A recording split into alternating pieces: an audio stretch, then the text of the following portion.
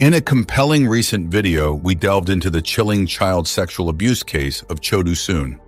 This man, who might as well have harbored the soul of a malevolent spirit, was poised to obliterate the future and the innocence of a mere 8-year-old child.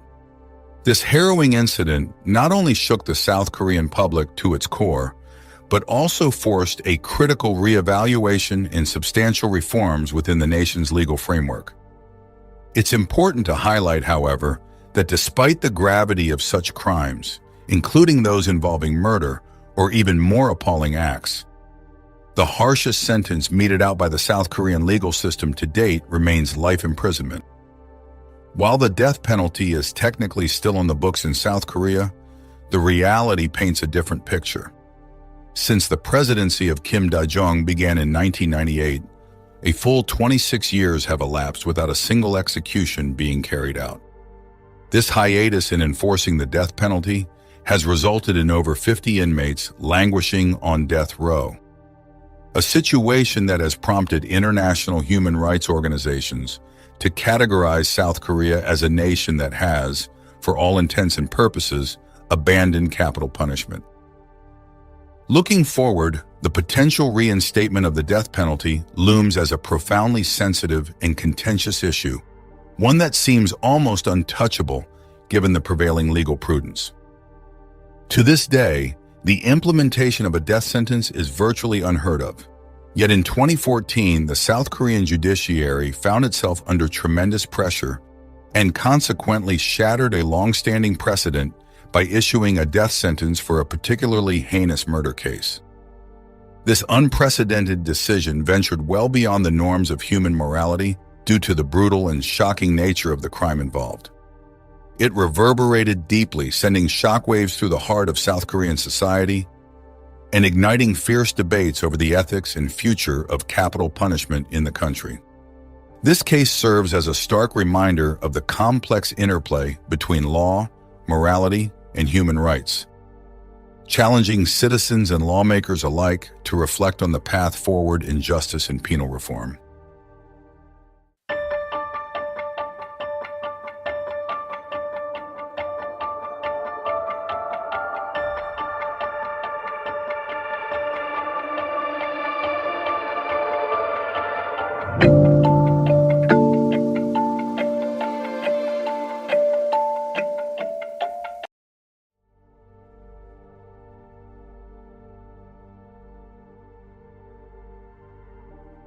Jang Jae-jin, born in 1990 in Cheongsangbuk-do, is a mere 24 years old, marking a chilling milestone in the criminal justice system of South Korea.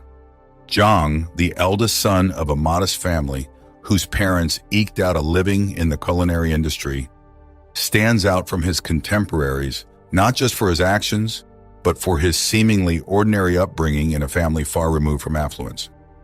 From an early age, Jang Jae-jin was a picture of compliance and joviality, never showing any material deficiencies and thriving in the structured environment of his school.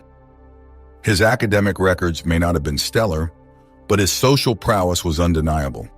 He was frequently lauded by teachers for his interpersonal skills and took on numerous leadership roles throughout his educational journey, clearly reflected in his comprehensive student records. During his elementary years, Jang was known for his adherence to rules, a bright demeanor, and a cooperative spirit. This trend continued into his high school years, where he was not elected class president for his scholarly achievements, but for his remarkable leadership qualities and ability to engage positively with his peers and teachers. His high school era was luminous. He became a well-recognized figure, admired and respected by both classmates and faculty alike. Post-high school, Jang Jae-jin's path took an even more definitive turn as he entered university. Leveraging his accumulated experiences and accolades, he made the bold decision to enlist voluntarily in the Marine Corps, a choice imbued with great pride and honor among South Korean men. However, it was here that Jang Jae-jin's darker impulses began to manifest significantly. During his tenure, he faced serious allegations of violent conduct towards a new recruit, leading to a military court sentencing him to a year in prison with a 2-year suspended sentence. The incident in the military marked a pivotal moment in Jang's life, unveiling a gradual emergence of a malevolent nature within him, likened to a demonic force festering under a facade of discipline and respectability. Upon completing his service, rather than returning immediately to academic life, Jang Jae-jin spent a year working in a factory, a period during which his thoughts and energies ominously gathered direction. It was only in 2013 that he returned to university, resuming his academic pursuits, but carrying a significantly altered persona.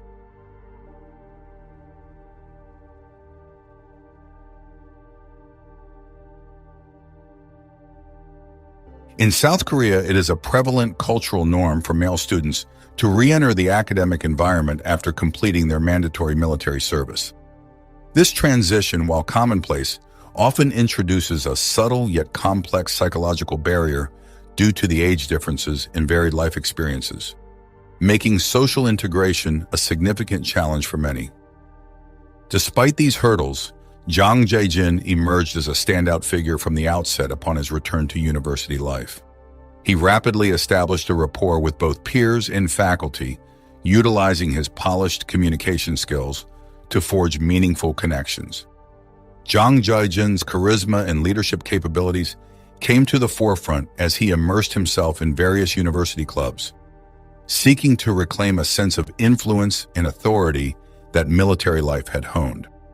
Academics appeared to take a back seat as his focus shifted towards these extracurricular engagements, where he quickly ascended to become a prominent star of the club scene. His impact was so profound that he was elected president of the General Clubs Union, the most prestigious and influential club at the university. It was during this bustling and dynamic period that Jang met Kwon, a woman 5 years his junior, initiating a relationship that blossomed rapidly into romance. Despite Jang Jae-jin's seemingly impressive persona and widespread admiration, the facade concealed a starkly contrasting true nature. In April 2014, tensions escalated when Kwon learned through friends that Jang Jae-jin had been maligning her reputation using derogatory and vulgar language. Enraged and hurt, Kwon confronted him at his apartment, demanding explanations for his actions. Rather than seeking reconciliation, Jang Jae-jin's response was dominated by his authoritarian streak, leading to heated arguments that quickly devolved into physical violence. His inability to control his anger resulted in repeated assaults on Kwon, ultimately driving her to sever all ties with him and escape the toxic relationship. The ordeal reached a harrowing climax on the afternoon of April 7th, when Jang Jae-jin, in a desperate attempt to reassert control, located Kwon in a university restroom.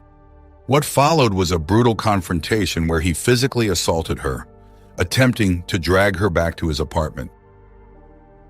Overwhelmed and incapacitated, Kwon could not fend off the repeated strikes. Back at his place, Jang Jae-jin's violent outburst continued until Kwon's disappearance was noticed by her friends. A frantic search ensued, culminating in her rescue from Jang Jae-jin's apartment in an unconscious state, and her subsequent hospitalization, which lasted over 3 weeks. The violent incident rapidly became public, inciting outrage among Kwon's family and the broader university community. Jang Jae-jin's parents were immediately informed, and they condemned their son's actions without reservation, urging him to confront and amend his grave errors. The scandal shattered Jang Jae-jin's meticulously crafted image, exposing his dual life and resulting in widespread censure from the academic community.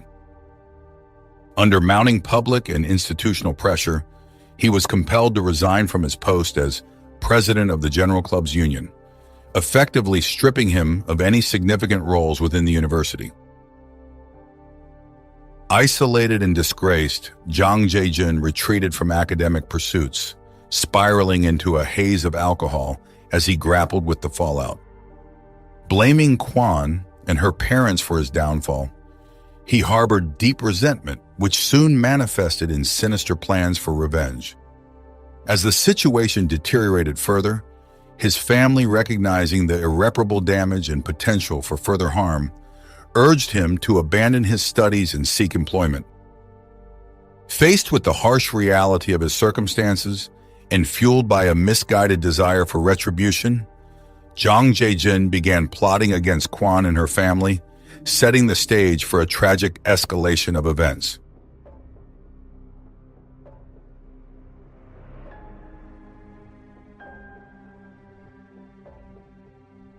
On the late afternoon of May 19, 2014, a chilling plot unfolded meticulously as Jang Jae-jin, clad in the unassuming guise of a plumber, arrived at the doorstep of the unsuspecting Kwon family.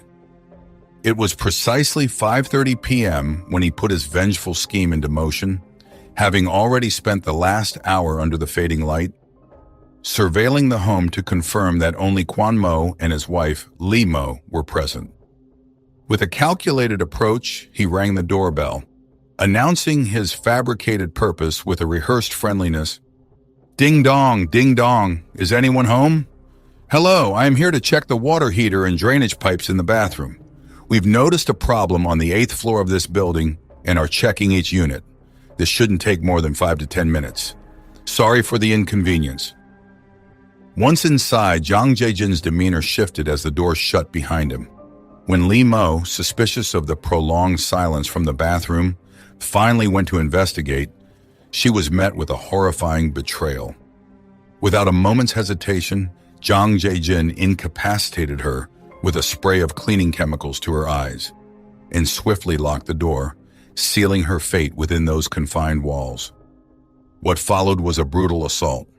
He retrieved a knife and a hammer from his meticulously prepared bag and with chilling precision delivered fatal blows to Mrs. Lee, targeting her face, neck, back, legs, and other vulnerable parts of her body, culminating in her immediate demise. The horror escalated as Kwon Mo, drawn by the terrifying screams, rushed to the bathroom only to find himself trapped in a nightmare. Realizing the grim reality, he attempted to flee for help, but was quickly subdued by Jang Jae-jin, who delivered a critical, disorienting blow to his head with the hammer. Jang Jae-jin's fury was relentless. He then turned to a kitchen knife, channeling his rage into a gruesome assault on Mr. Kwon, each slash spattering blood across the once serene setting of their home. After exacting his calculated revenge, Jang Jae-jin took a morbidly methodical approach to cover his tracks. He sprinkled coagulating powder over the blood-soaked floor, draped the bodies with a white cloth, and nonchalantly bandaged his arm, all the while settling down with a cold beer to await Kwon's return. Impatient and manipulative, he used Mrs. Lee's phone to send a deceptive message to Kwon, luring her back under the guise of her mother's beckoning. "When will you be home? You must come home today. I have something to give you." The scene that greeted Kwon upon her midnight return was one of unspeakable horror. Her father lay motionless, enveloped in a blood-stained blanket, while Jang Jae-jin sat ominously on the sofa, his gaze that of a cold-blooded killer. The house, once filled with warmth and laughter, had transformed into a stage for his cruel theatrics. In a final act of psychological torment, he deceived Kwon into believing her father was merely unconscious, threatening further violence to ensure her compliance. As the night wore on, Jang Jae-jin's sadism reached its zenith. He subjected Kwon to a relentless ordeal in the living room, each outburst weakening her resolve and strength. In a twisted display of control, he eventually allowed her to approach her father's lifeless form, confronting her with the brutal reality of his deceit and her loss. Overwhelmed by grief and betrayal, Kwon's world crumbled around her, mirroring the emotional devastation Jang Jae-jin felt compelled to inflict, a reflection of the deep-seated pain he believed she had caused him.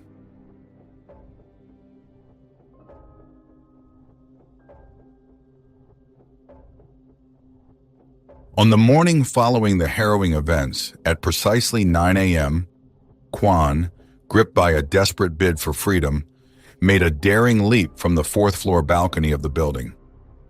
Her fall was abruptly halted by the garden below, a scene witnessed by horrified residents who rushed to her aid. Meanwhile, Jang Jae-jin, realizing the gravity of his actions, quickly vacated the premises and retreated to the sanctuary of his room, leaving chaos in his wake. The severity of Kwan's injuries from the fall was immediately evident. She sustained significant pelvic injuries that necessitated urgent medical attention. Residents, acting swiftly, ensured her prompt transport to emergency care, where she was admitted for intensive treatment. The next 3 months of her life were marred by continuous medical interventions aimed at mending the physical scars left by her ordeal. Simultaneously, the police, alerted to the situation, apprehended Jang Jae-jin at his residence, where he was found nonchalantly consuming alcohol. His chilling response to the arrest, "I was planning to go home, drink some alcohol, and then turn myself in, but you arrived quicker than I expected," underscored a disturbing calmness and a detachment from the brutality of his actions. During subsequent interrogations, Jang Jae-jin displayed a chilling lack of remorse, narrating the sequence of events with a detached precision that unnerved even seasoned investigators. The forensic examination revealed a gruesome tableau. The victim bore numerous stab wounds, and several bones were shattered by the force of the impacts, evidence of a savage and unrelenting assault. Unlike typical criminal defenses that cite mental instability, intoxication, or impulsive behavior to mitigate culpability, Jang Jae-jin adopted a different approach. Fully aware that the South Korean judicial system rarely resorts to the death penalty, he appeared to challenge the court's resolve, setting a seemingly indifferent stance towards the gravity of his punishment.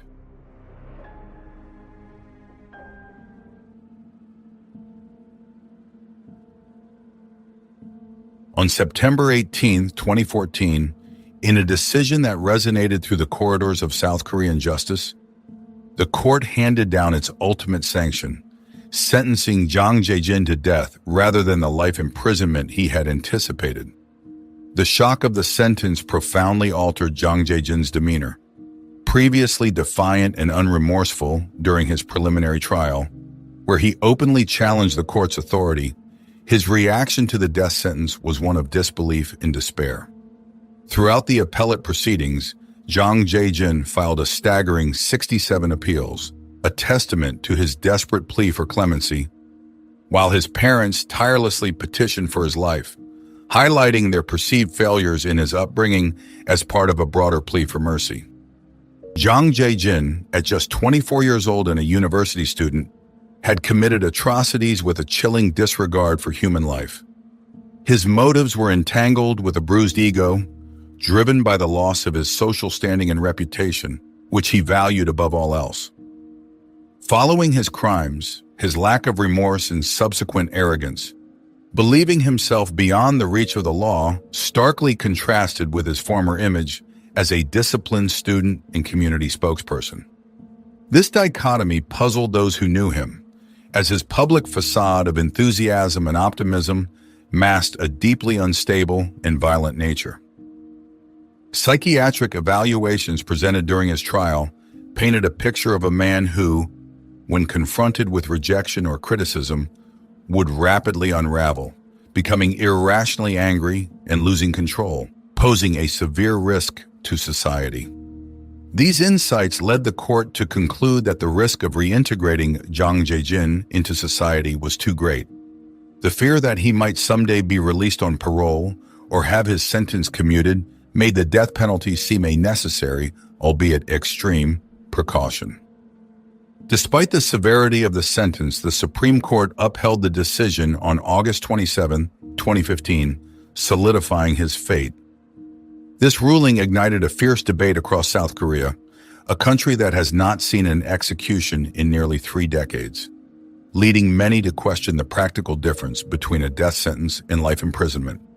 For Jang Jae-jin, the sentence meant living under the constant shadow of death without hope of reprieve, fundamentally altering the nature of his incarceration. The discourse surrounding his case brought to the fore broader issues regarding the death penalty in South Korean society. Critics argued that maintaining him on death row was a drain on resources, while others contended that a quick execution would be too lenient for his heinous acts. advocating instead for a life spent in the torment of his guilt. Now 34, Jang Jae-jin remains alive, ironically achieving his initial wish to avoid execution, yet living a life confined to the stark walls of a prison cell. This ongoing existence serves as a daily reminder of the lives he took, sealing his own fate to that of perpetual captivity. As such, from the very moment Jang Jae-jin chose to end the lives of others, he irrevocably scripted the end of his own freedom, entwining his destiny forever with the consequences of his actions. Don't forget, I'm Shannon 8X, and thank you so much for watching till the end of the video.